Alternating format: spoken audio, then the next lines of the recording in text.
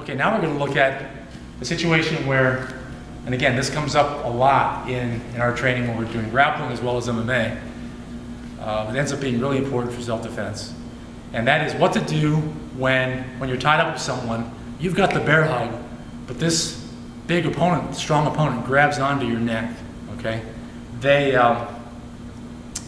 It's just intuitive, you know, to grab the neck, grab the head. People equate that with control, with a superior position, which in fact it's not. And this ends up being kind of a basic thing we do that's a part of Jiu-jitsu. When he turns and grabs my neck, let's say he did manage to get it below the jaw, so I can't just slip my head out. Because if he grabbed it above, if I have my shoulders shrugged the way I should, then I could slip my head out pretty much any time. Because he doesn't have a ledge on my jaw to catch his arm in. He's just against my side of my head. But if he does get you here, what you're going to have to do is take him down first, and then solve this next, once you get down to the ground. Understand though that it's a real advantage for you that he's doing this, because you know exactly what his arms are doing. He should be doing other things with his arms, but since he's doing this, it ends up working to your advantage.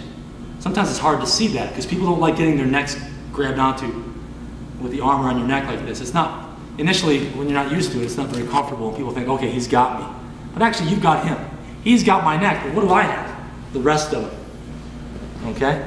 So now, what I'm going to do is, as we did in another lesson, I'm going to roll him to the ground by stepping around his foot, sitting down and turning this way. And I'm going to come up. Now once I come up on top, you see, since he's using his arms to hold on to my neck, he can't use them to stabilize or to move. I keep my hands out nice and broad so that he can't just power me over, because that's what happens. Often people get, he'll just roll your way through like that. And that's only because I really made the mistake of not posting my arm. All right. So now from here, I'll step my leg over and I'll leave my head down. Keep this hand here. Now this one can come around the side of his neck and you just grind. You grab your wrist and grind his neck, and he'll let go. And what I like to do from here is I like to just wrap the arm from there. You could go for something like a cross arm lock, but then you're giving up this top position, and that can also be a mistake.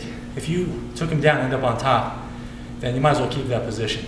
Okay, so again, this ends up being just a basic jiu-jitsu technique for when he grabs you by the neck. And it's important, like I said, beyond the technique itself, it's important to perceive it correctly and realize that what to him seems like a good idea really isn't. It doesn't give him an advantage. It just means that he's offering up the takedown. As long as your hips are down, you move out to the side behind him, you can trip him and roll. Now, another thing you can do if he's grabbing you by the neck is I can actually lift him up from here. If I bring my hips in, I can lift him up. And it's very easy because his weight is hanging on my shoulders. And then what I can do, just kind of leaning back and bring him up, is I can turn him, take him down from there. He's got to hold me, but that's okay. I can still grind him to make him let me go.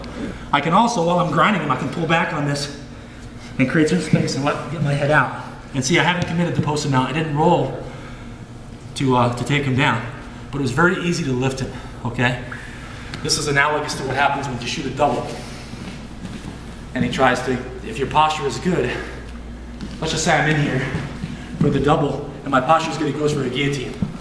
Well, guess what? That makes it that much easier to lift him because, see, he's hanging on my shoulders. And then I can bring the legs out, take him down, end up with side control where he's never going to guillotine me.